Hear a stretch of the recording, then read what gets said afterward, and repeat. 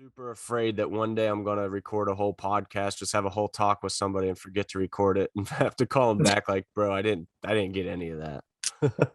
Yeah, that'd be a nightmare. Dude, no doubt. I like the 247 hat too, by the way. Look at you. Right, Going you gotta all represent, out. man. Going all That's out. right. Man.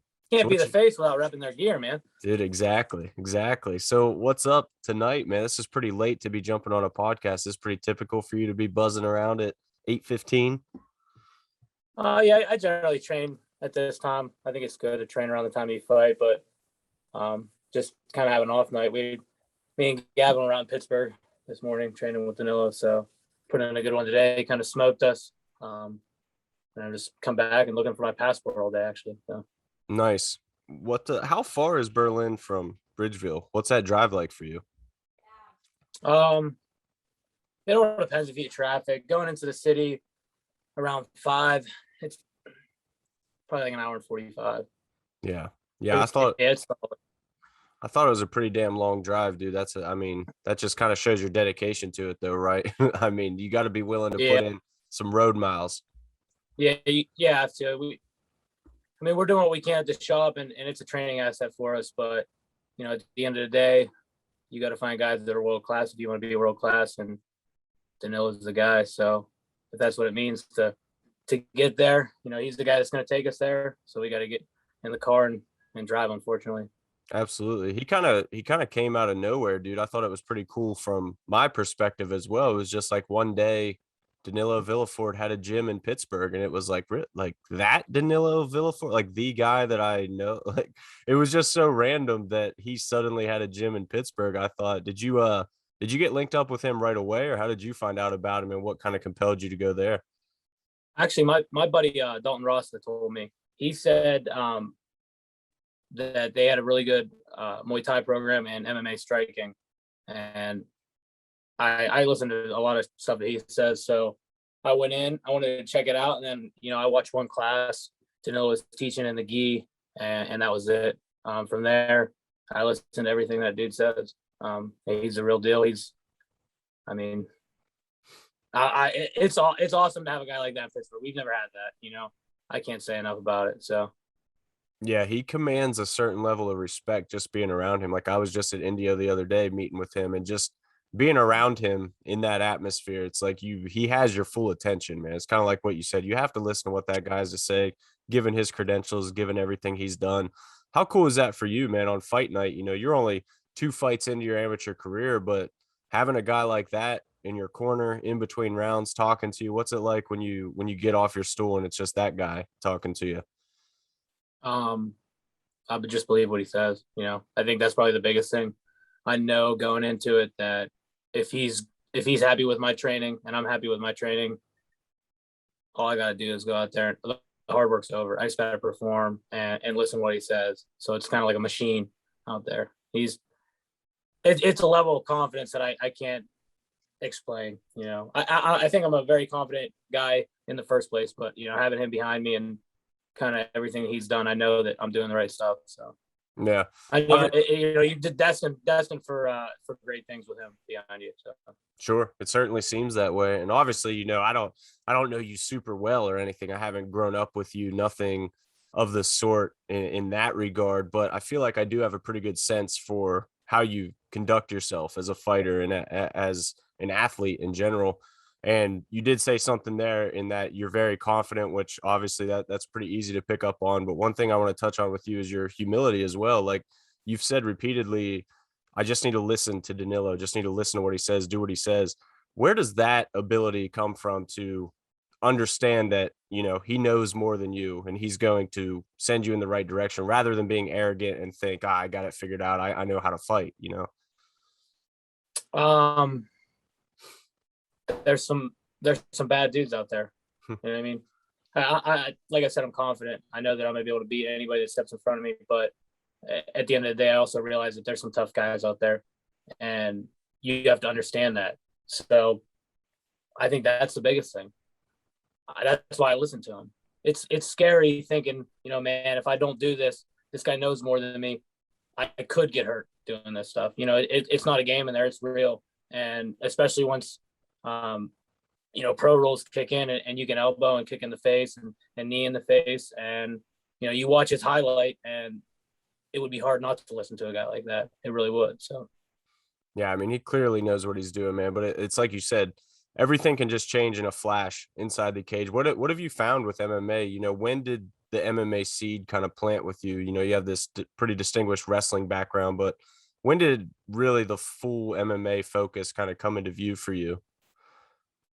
I knew that's what I wanted to do from a young age, younger than I can remember. Honestly, it's something I've always wanted to do. I probably around 15 is when I started like really trying to seek out training. But I can remember begging my parents to box at 4 and 5 years old. They just didn't want me to get hit in the head that young, so they put me in wrestling. And the great thing about Pennsylvania wrestling is where I was at, where I am now. There's no high level boxing. I mean, there's guys that do it, but there isn't guys that are doing it at the level that I would want to be doing it at. I would want to be on, eventually on Showtime boxing and, on the big networks. And I think that Pennsylvania wrestling allows you to jump levels and allows you to see world-class, a world-class atmosphere as an athlete.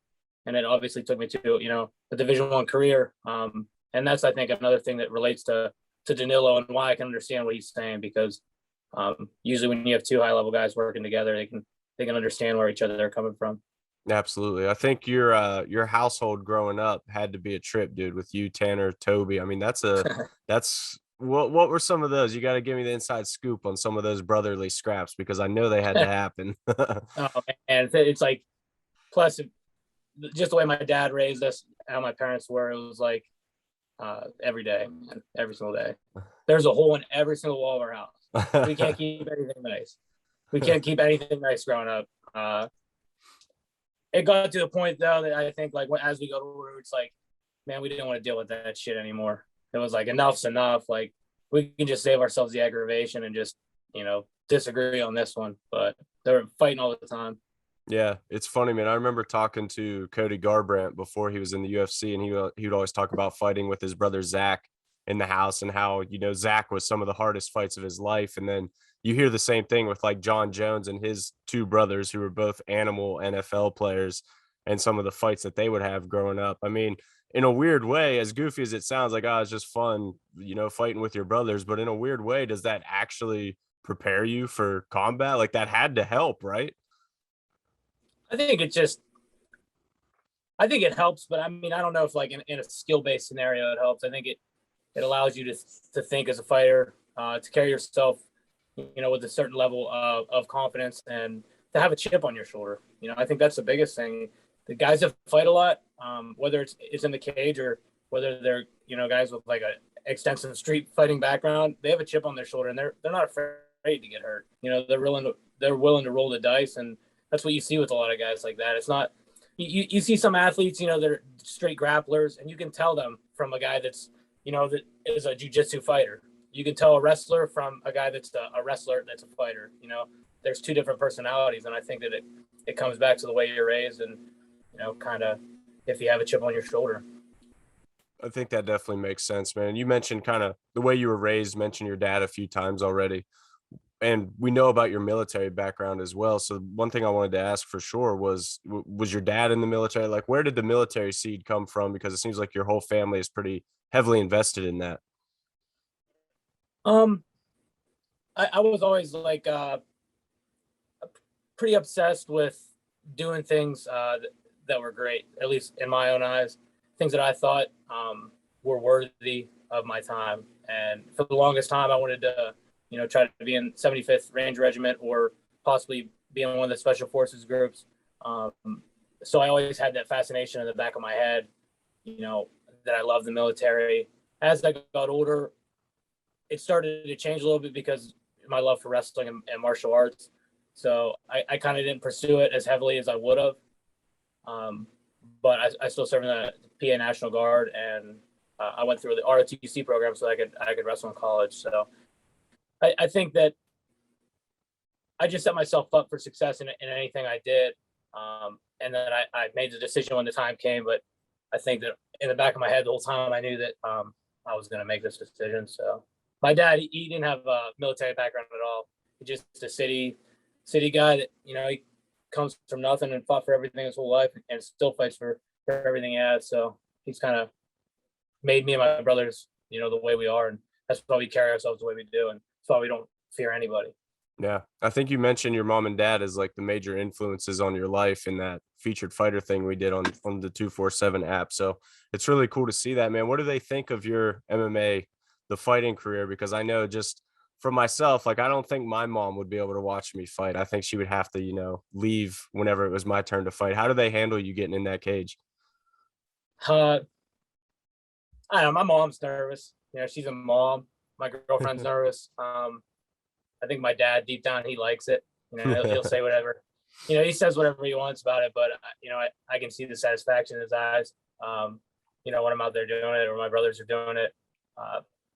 Honestly, though, like I said, and it sounds crazy because you hear some guys say it, and it's clearly not true. But we fought a lot. I mean, we fought anytime that a situation arose that we felt that we had to, finish it with violence. We did. So it's kind of not something my family gets nervous with. I watched my dad get in arguments and fights when I was 4 or 5 years old, and it just how it is, man. That's interesting, man. And I guess that kind of carries over into what we were talking about before with you and Tanner and Toby, just the Cahill family scraps. Because that was something that I definitely noticed in Tanner in his debut in Johnstown, was that I expected kind of like a pure wrestling, amateur debut. And all I knew was that he had a pretty strong wrestling background.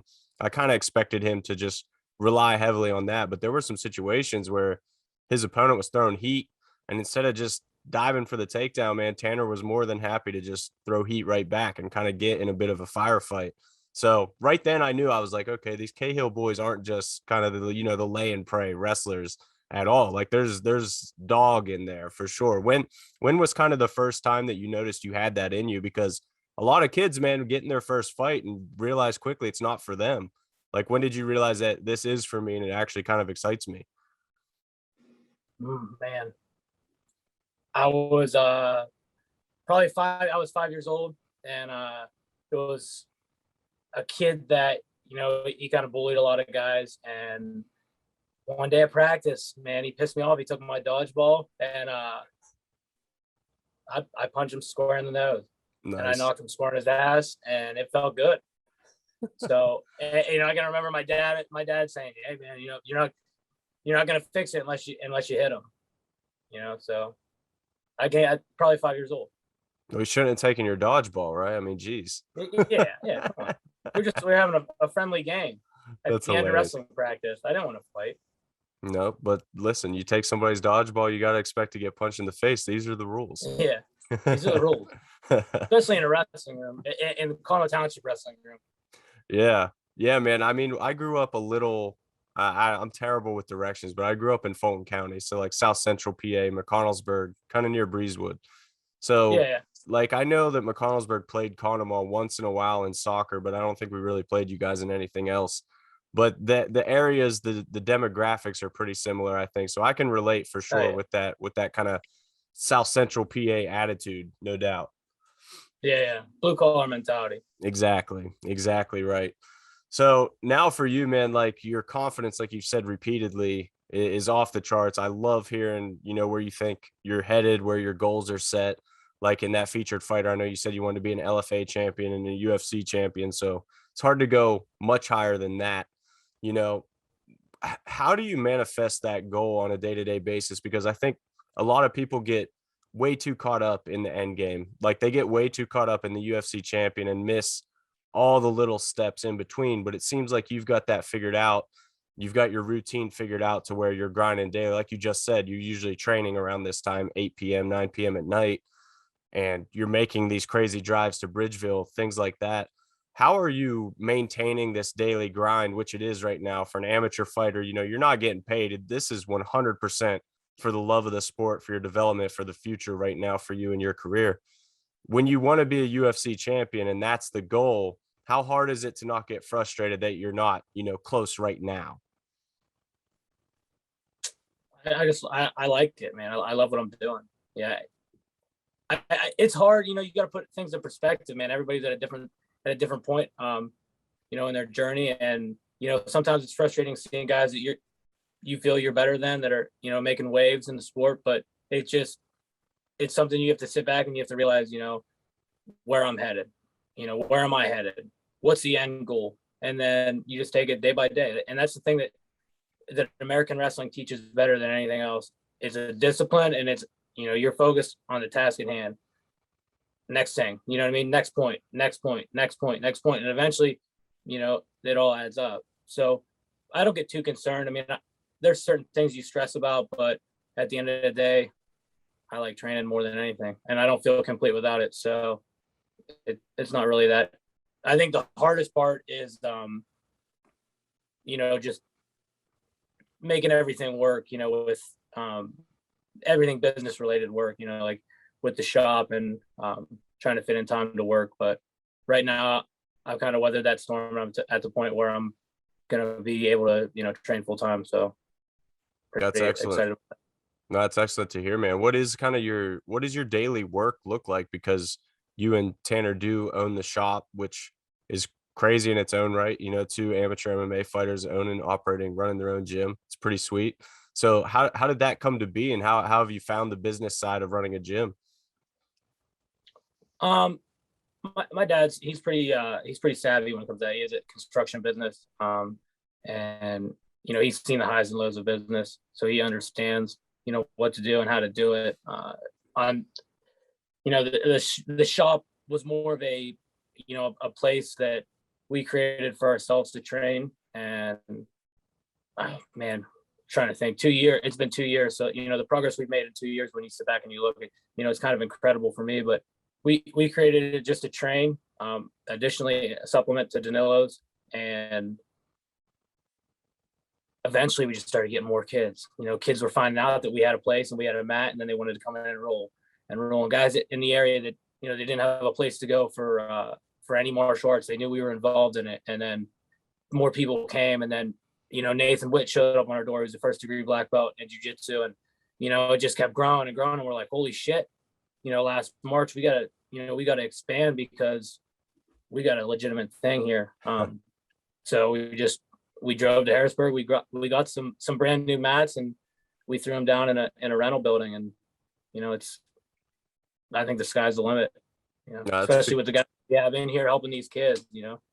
Yeah, that's freaking awesome. And you mentioned kind of Nathan showing up, get that black belt in there. Obviously brings credibility, but also the teaching for the students is massive. I mean, was there any hesitation in even making that decision, or did he just show up and you're like, all right, this is our guy, you know, we're going to trust you, take it away?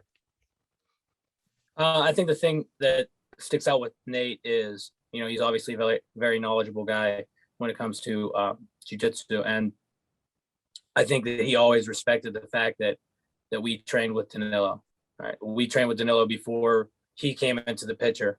And it's never personal, but I think that the thing that stood out the most to me and Tanner was, you know, the car ride home, you're having that conversation. You're like, man, like, you know, Nate's genuinely a good dude. He genuinely gives a shit if we win or lose. And there's not a lot of people out there like that. And when you realize that, you can sense the aura on a person, you know, it makes you respect them a whole hell of a lot more. So I don't think there was really any hesitation. He supports everything. He supports everything that Danilo tells us to do.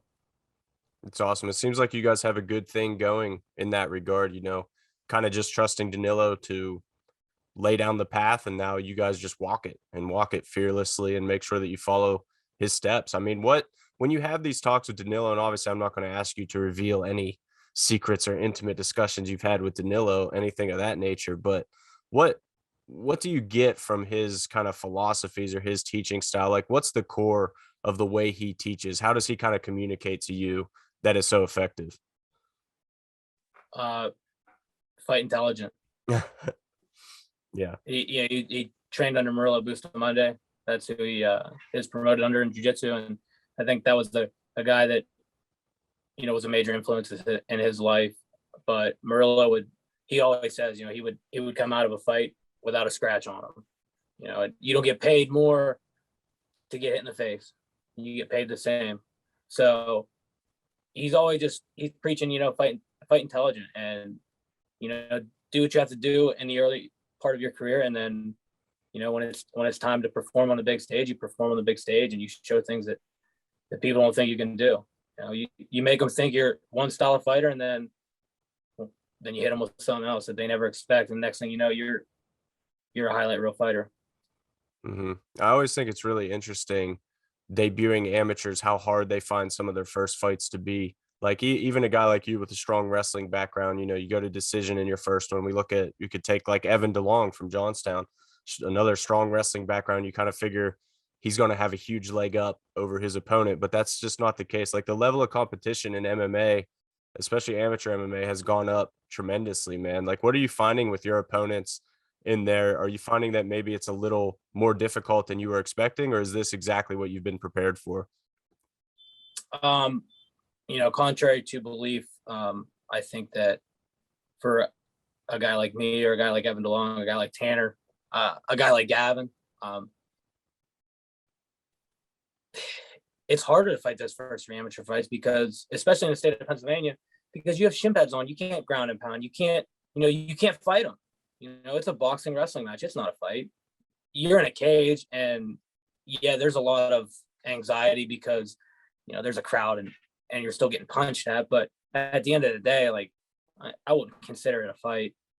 And I think that in my first two fights, if they were real sanctioned bouts, they would have been done within 45 seconds. And people, you could speculate, but I mean, that's a cool hard truth. I mean, I get a takedown within 5 seconds of a fight, and you know, you're inside control with an arm pinned down. I mean, I don't know if there's much that guy is going to be able to do if I drop 3 elbows on him. So I think that it's harder, but I think it allows you to develop a full game. I think most guys don't develop their jiu-jitsu the way that I have.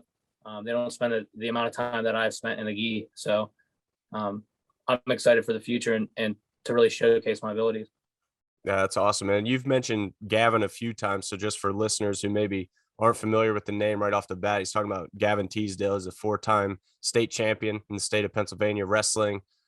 Literally one of the best wrestlers that Pennsylvania has ever produced. And that's saying something with a state like Pennsylvania and the wrestlers they've produced. So Gavin is training now. He's preparing for his own MMA debut, which we cannot break any news on that front yet, but the fact that we're talking about it should probably tell you something. Maybe Gavin is debuting under the 247 FC banner. I don't know, allegedly. But Gavin, man, I want to ask you about how he's coming along, because I've been interested in Gavin for a long time. As you know, like Dustin Conti is my cousin. Dustin and Gavin wrestled together their whole lives. So I've known about Gavin for a long time. The fact that he is now fighting is just so cool to me. Like this seems like the natural evolution in his career. How's he looked, man? And as we talk about kind of the struggles of transitioning, how's he finding the adaptation to MMA? I think it's going good, man. I don't want to give any secrets away, but I would expect fireworks if I were a fan. I know that there's a lot of conversations we have, you know, on the car ride back, you know, back home, just talking about the future and, you know, how things are going to shake out. But, you know, we're expecting big things, probably just magnify the wrestling career. You know, world championships, you know, that's what you're after. So it's going to be fireworks. You know, he's Danilo's guy. Danilo loves Gavin. He loves the intensity that he brings. And that was one of the biggest things. I think, like, we always talk, and I always say, you know, having a guy like him at Danilo's, people actually, they're not going to know what to expect. I mean, they're not going to have an answer for it. I mean, I think that's the only guy in Pittsburgh that can handle it from a coaching aspect. And that's no disrespect. That's just how it is. And it's going to be dangerous. Yeah, man, we're obviously super excited to watch him fight wherever it may be. You know, I'm not saying he does or does not have a 247 fight lined up, but I'm just saying wherever he fights, I'm watching Gavin Teasdale fight, because that's for sure a career that I'm personally interested in. This is the kind of guy, this is the kind of pedigree that you hope gets into MMA. As an MMA fan, as an MMA promoter, these are the guys that you want to see transition. Guys like you too, you know, all these college wrestlers, and then you, with the way that you have become obsessed with grappling in general and BJJ, you know, you're constantly entering BJJ tournaments as well. You know, these are the guys that we want to see inside the cage for sure. So it's awesome that you guys are here, and that not only that, but you're working together and helping propel yourself towards those goals. I think our minds, they think a lot alike. A lot alike. It's kind of weird sometimes, but he's a guy that's got a chip on his shoulder. And there's a lot of high level wrestlers, and when I say high level, like 4-time state champion it's almost unheard of, especially in the state of Pennsylvania. But it's not even that. I think that's special about him. I think it's the personality that he carries and the way he conducts his business. There's a lot of guys that at the highest level of wrestling, that are making these Big Ten lineups that are, top in the country, and they're not fighters. You can see right through them, and they're not scary guys. But Gavin's a guy that brings a certain level of intensity, like you said about Danilo, into a room, that there's an aura that you have to respect, even if you don't know his background. And I think that says enough about him. Nice. Well, I'm hyped, man. I mean, I was already hyped, but now hearing you say this got me extra hyped. It's cool. It's cool that Danilo is excited about it too, because I know like that's not, you wouldn't take that lightly. I know Danilo feels similarly about you. And I know from what I've talked about with Danilo, I had to ask him how Dustin was doing, and he said a lot of the same things there.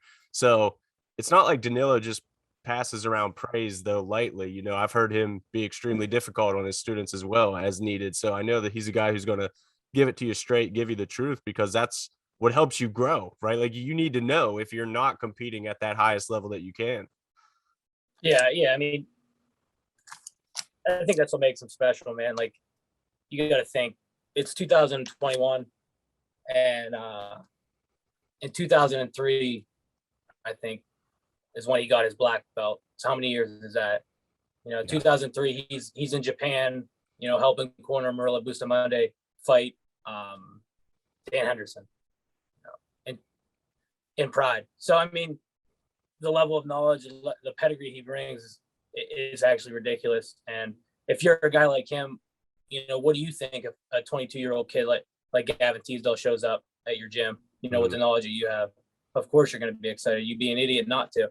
I mean, especially, a lot of the amateur MMA scenes,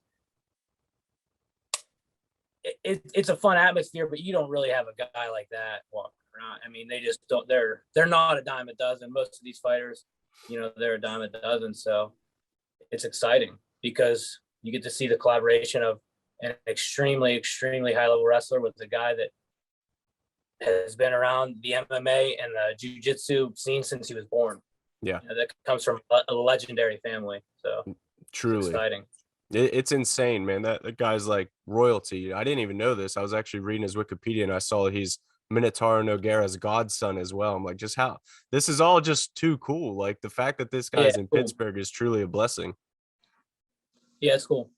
I think I was like one of the first things that he asked me, because I do my research on people. I know what I'm getting into before I have conversations with them. But first thing he asked me was, what was my goals and why did I come to Indio Dojo? And I just said, I want to be a world champ, and you're world class. You're gonna get me there.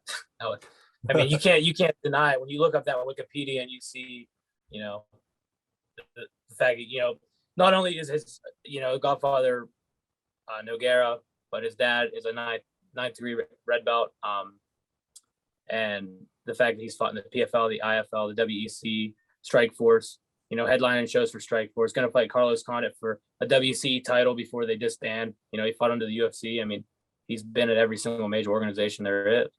Yeah, one thing I definitely want to talk to Danilo about sometime too is his UFC career, if you want to call it that, because he had one fight in the UFC and it was weird because he lost, but it was a cut. It was a weird fight. It's weird to me to see somebody be one and done in the UFC like that. So I've always wanted to know what went into that. And his career in general is like that, where you look at his losses and they're like good losses. I don't know. I can look at somebody's resume, and if you're getting knocked out 5 times in a row, of course those are pretty bad losses. But when you're losing a decision here and there, a close split decision here and there, it's like, man, there's really no shame in that in a sport like this that can be that crazy. And that's kind of how his resume looks. He's a few close decisions away from being an even more legendary figure, I think. And it's just like a few very, very close bad breaks in his career that have kept him from being that kind of really mainstream name in MMA. I think that he was at the stage where it was at its breaking point, where it really was about to make that push and grow into the MMA we know today. But that's a question for him. But when you look into the, the details and the way that he described it, I mean, it seems as if there's a backstory to it. It's a behind scenes thing, something that a lot of fans don't get to see, but there's a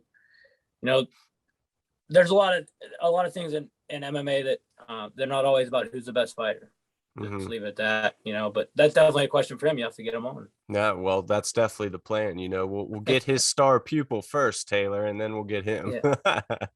That's perfect.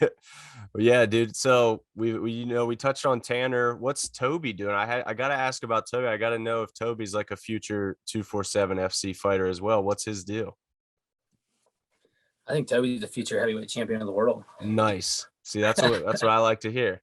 I see these heavyweights now, and they can't handle him. They can't handle him.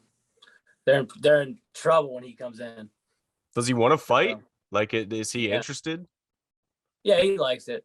I think he really wants to be a pro bass fisherman. He likes to fish, but I keep telling him, hey man, like build your brand in MMA. Like there's nobody who's gonna beat him in a fight. So. Dude, that's awesome. He needs to talk to Adam Milstead. Has he ever linked up with Adam Milstead? Do you know Adam? I know of him. I don't know him personally. I never got the opportunity to train with him like I have some of the other guys in Pittsburgh, but I know that I've showed Toby Milstead before because he's doing a lot of that right now, a lot of pro bass fishing. Yeah, right? dude, he's a pro fisherman as well. That's why. So he's a former UFC heavyweight, light heavyweight, who's also a pro fisherman. That's no brainer. Toby's got to get hooked up with him. I think he works construction too, doesn't he? He did. He worked on a gas pipeline for a very long time. Yeah, so you got a lot of similarities there. It's meant to be, man. We got to hook Toby. Yeah. Toby and Adam got to get together. Adam can have his little like. What's that called? Like his little Jedi. I never saw Star Wars, so I really struggled with that analogy. I'm like, what do they say? What do they call it? Oh, that's good. See, you're like the one other guy on earth that hasn't seen it. I'm proud. Yeah. But dude, I do got to ask you about your movie preferences, because I got to say, I did not expect A Knight's Tale to pop up as the most inspirational movie scene on anybody's feature story. So when you said that, I was like, okay, it's a man of class. Yeah. That scene is triumphant, a guy that against all odds, nobody thinks he's gonna be able to ever do it, for whatever reason, and then that scene where he's getting introduced in front of his home crowd and his father's there and he's now considered royalty. That's special to me. I mean, it's either that movie or Vision Quest. Vision Quest is an all-time favorite. That's a classic. I'm on a Vision Quest right now. I have been since I was a kid. So that's awesome. Vision Quest is an absolute classic. I don't, wrestlers obviously know it, but I think the mainstream audience needs to get in on Vision Quest. They need to understand how good that movie is. Yeah. Yeah. I don't know. It's like that eye of the tiger. You know what I mean? It's just that hunger. You want it so bad. So. Nah, man, it's fantastic. One thing though that you definitely got wrong on that featured fighter questionnaire that I had to bring up with you, because this is just egregious, Taylor. Over under toilet paper, and you go under.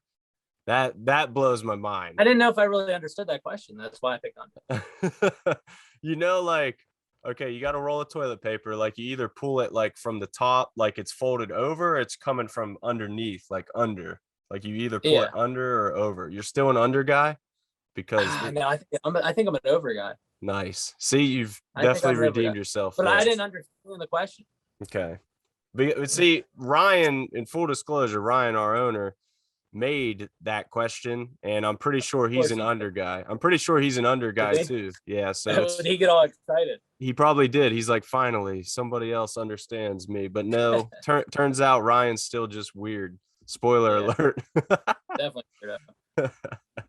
That's hilarious, man. But no, I like those kind of questions, dude. They're funny just to hear people talk about that kind of stuff. And the toilet paper over under is definitely a hilarious point of contention. You also totally agreed with me on this one. Is a hot dog a sandwich? And I mean, I don't know, but I'd say yeah. I mean, It's Is meat. a hoagie a sandwich? It's Yeah, meat between buns. Yeah. of course. A hot dog is a hoagie. It's just the meat is a hot dog. I don't. Yeah, Yeah. it's just like from the intestines of the cow or the pig or whatever, the shit you don't want. Yeah, we don't really talk about what it We is, don't but talk about it, but it it doesn't tastes good, matter. man. It's Throw some mustard delicious. It's on a it. hot dog. Yeah. Yeah. Hot dog or hamburger at the 4th of July Cahill party. Are you going hot dog or hamburger? Mm. Both is obviously the correct answer, but I'm not going to let you have that. I'll probably icy light. Nice. There you go. There you go. Drink your No, cows. I'd say hamburger, man. Mm-hmm. What's the ultimate burger toppings? Like, build your ultimate burger. We got to throw onion rings on there and barbecue sauce. Like, nice. what was that? Whiskey bacon burger. There you go. Yeah. See, I knew you were a man of class. That's like the ultimate burger. When you get just onion rings, barbecue sauce, some cheese, that's an amazing burger right there. Oh yeah. I love it. Well, dude. Farm fed, man. Farm fed, like the Cahill boys, I assume, right? Right. Country boy vibes. I mean, it's awesome to watch you guys on this run, man. I think you guys definitely have a big fan base. And like I said, from where we're from, you can tell you guys embody a lot of those values. And I feel like a lot of those values are getting lost nowadays. So when like families like you come through and just embody them in a way that's extremely positive, and through athletics and everything you guys do, conduct yourselves, like you said, you're very confident, but as I mentioned, you guys are also super humble. You guys conduct yourselves very well, very professionally. You know, there's never any issues. And as anybody who works in regional MMA will tell you, there's plenty of guys out there who will flake and not and girls. Yeah, yeah. Girls. Guys and girls who won't do things the right ways, you know, won't let them off the hook. But we like the way you guys conduct yourselves, you know, in full disclosure. So I'm glad you're fighting for us, man. I'm definitely looking forward to the next one. I'm going to let you make a prediction, though, to close out the podcast. You know, how's the next fight going? Because you've got decision in your debut. You've got a late submission in your second fight, which we didn't really talk about, but you kind of just completely controlled old Brandon Harrington with your wrestling in that fight. It was a pretty dominant effort. Although I will say, you know, if he's listening, I was impressed with his stand-up for the 10 seconds we were able to see it. It seemed like he came at me right off the bat. Yeah, it seemed like he had some hands, I'll say. I was pretty impressed. I didn't really see him. I don't think he hit me. I think I stuck that jab out there, and then, you know, I sucked him into a double, but I wasn't expecting that. You know, that's for certain. Yeah, he came at me Conor McGregor style, hands down. He did. Right? He did. He was taunting a little bit. Yeah, he was. Yeah, he wanted to smoke, man. Well, you obliged, and as we said, you know, got the 3rd round submission. So you've got decision, late submission. What's coming for Taylor Cahill's 3rd fight? Oh man, I'm salty about that first one. I've rewatched that so many times I can't even count. So many submission attempts I didn't sit on. I was just so anxious, I guess. You know what I mean? Just trying to finish so bad. So it's good I grow from that, but I don't know. It's hard to make a prediction, man. 3 2-minute rounds, 1 minute break in between. I'm a guy that I like to break people. I like to feel their soul come out of them. And, you know, you really got to set a high pace to do that in 6 minutes. It's possible. I did it last fight. I want to finish submission. I want to fight every single fight by submission. I think that knockouts are cool, but I think they leave a lot of speculation, you know? Mm-hmm. I think that there's I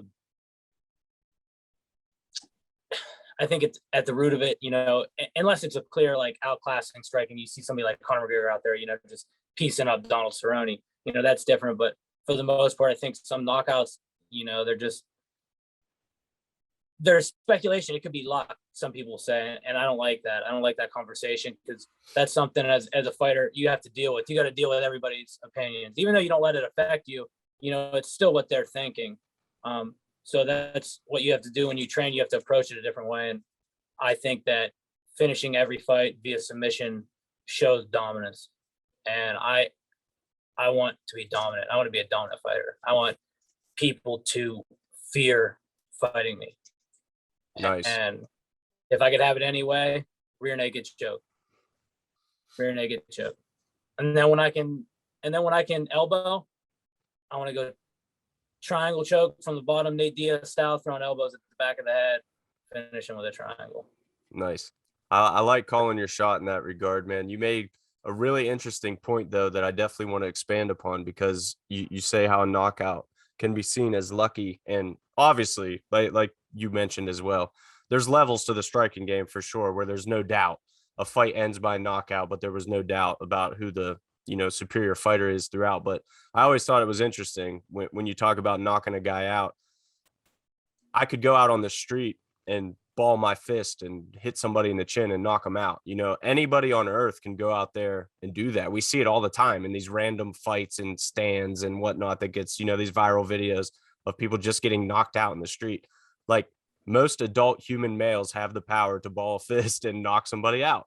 But like, you're not going to go out in the street and land a Kimura on somebody. Like, unless you know how to do that, you can't just go out and do that. So I think there is something interesting, like you say, about submitting somebody versus knocking them out. There's not only does it show, a superiority, a dominance, but there's a level of skill involved in that isn't necessarily involved in knocking somebody out. And like I said, it can be, of course, but not every time.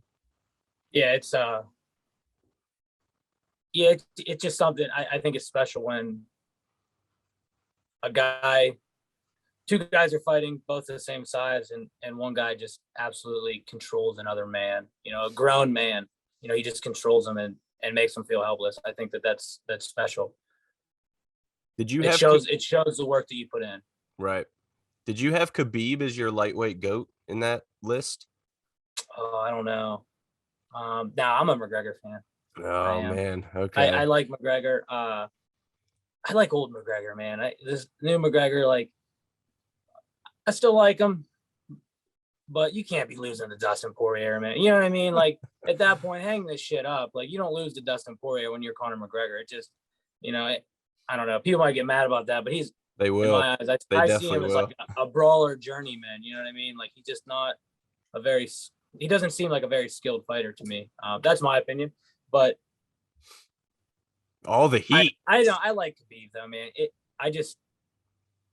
We need American wrestler to root for, man. Like, there you go. Imagine being American so desperate for a wrestler that can fight that you root for a Russian. I don't know.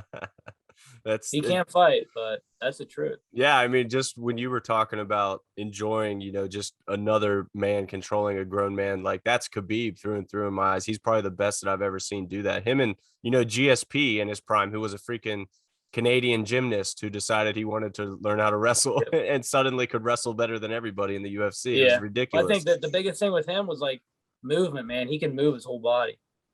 I think it's an underrated thing. It's something that just in a short amount of time of being able to work really closely with Gavin, I could see it's just like his movement is incredible. He can move everywhere. His joints go ways that normal people's joints don't go. So it's hard to handle that. Pair that with strength and conditioning and, the fact that GSP weaponized pace. And I mean, he's just about unbeatable. Plus, you look at his corner, you know what I mean? He's got some of the best coaches in the game. No doubt about that. He's always been, at the forefront of technology and preparation. And he's basically a science experiment for people who love MMA. Like, let's build the ultimate MMA fighter. And in many people's eyes, they did. So, yeah. But American wrestlers are coming up in MMA, man. I got to say, like, right now, it's a little more exciting, I think, than it's ever been. There's a lot of guys on the horizon, Bo Nickel among them in MMA now. He's 2-0, I believe, as an amateur, just like you. So there you go. I mean, you've got guys like Bo Nickel out there. I don't know, man. I mean, he's going to do well. You know what I mean? He's an excellent wrestler. His wrestling is so good that you're going to need to find somebody extremely, extremely skilled to be able to handle that type of wrestling. I mean, he made people look like babies, guys in the NCAA final, Division I. But that guy doesn't excite me, because I don't see him as a fighter. I see him as a guy that, he's doing it for show almost, I don't know his personal life though. You know what I mean? Like, I know where I come from and the way that I grew up and the house I grew up in. And didn't grow up in a big house in the suburbs. We fought Mhm. for everything. And I think that's exciting. Even if you see a guy that is extremely skilled, like you said, you want to see a dog in there. You want to see somebody that's willing to die. And some wrestlers don't have that, man. The ones that do. Yeah. You know, No, and I know that's why exactly what you most of mean. your that's why a lot of your champions come from the same place, or a lot of the guys that are successful in MMA are from maybe like a small Pennsylvania state school. You see Mhm. those guys, Frankie Edgar and Dennis Bermudez and Gregor Gillespie and Sean Bunch. I mean, the list, Josh Koscheck, the list goes on, but they're grittier dudes. Yeah. Who excites you currently? And you can either run it up to Bellator or the UFC. Like, what fighters do you just genuinely love to watch right now? Man, Besides your buddy, you could easily say Dalton Rasta, of course. He's doing great things. Cody Law's doing great I things. like watching Dalton and Cody. I know them on a personal level. I've known Cody since I was really young. Grew up in the same mat club. He's from 15, 20 minutes away from me. And I got to work with Dalton a lot when I was at Clarion. We trained a lot, so I'm always watching those guys. I'm always putting my money on them. But as far as like a UFC standpoint, I would say I like Gilbert Burns. I like Kamaru Usman. I like Vicente Luque. And I think that's just, from Danilo, a lot of the guys that are blacks that were, Black Zillions and now they're Sanford. I like watching them. They do a lot of the things that he teaches. And that's exciting for me because you get to see that in real time, and you get to see how that can progress, how that might progress, if you stay committed to the script. Man, Gilbert Burns is so phenomenal and just one of the best guys in MMA too. He's been one of my favorite. When I was working for Flow Combat back in the day, we did a road trip down to, it was called Hard Knocks 365 at the time, but it was Sanford. Yeah. And Gilbert Burns was one of the best interviews ever. He actually rolled with the guy I was with, Dwayne Finley, who was the editor, challenged Gilbert to see how many times Gilbert could tap him out in, I think, a minute. I think just 1 minute. And Gilbert tapped him like 6, 7, 8 times. It was in that range, 6, 7, or 8. It was just like as soon as he would release one submission, he was in another one. It was one of the most ridiculous displays. And Gilbert was literally laughing the entire time, like completely not even trying. That dude is just on a different planet. Yeah. He definitely is. He seems like he's just such a powerhouse. I'd like to wrestle him. I'd like to see how he feels. That's one thing that always makes me really curious is like, watching guys like him or a guy like Khabib, and you're like, man, I just want to walk up with them. I want to see how they feel. Mm-hmm. I think it'll be fun because you just don't know. It's like one of those things that, like, I have wrestled with some guys, like, and I'll tell you this right now, Hunter Tremaine, if he ever comes back, I know you guys have heard horror stories about him, but if he makes a venture back, that's a guy that, this is public service announcement. Don't fight him. Anyway, I don't care how tough you think you are. Don't fight that dude. Right. Because as soon as he lays his hands on you, you've never felt a stronger man. And I don't know what the hell it is, but he is the strongest man I've ever put my hands on. And I wonder if the guys like Khabib, like, have that type of that feel, because when you watch them, they make people look absolutely helpless. So they have to. I mean, John Jones is another guy that, like, I remember after Chael Sonnen fought him, he said it felt like he was grappling a bear when they would tie up. yeah, He was like, I never felt anybody that strong. And obviously Jones out wrestled Cormier, every time they met.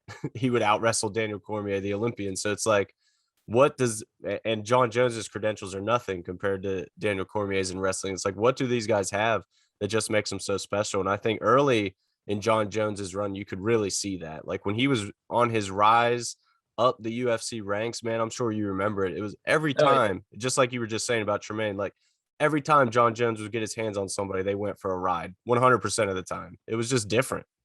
Yeah. I mean, I'm a huge John Jones fan. I got a John Jones poster hanging over there, but nice.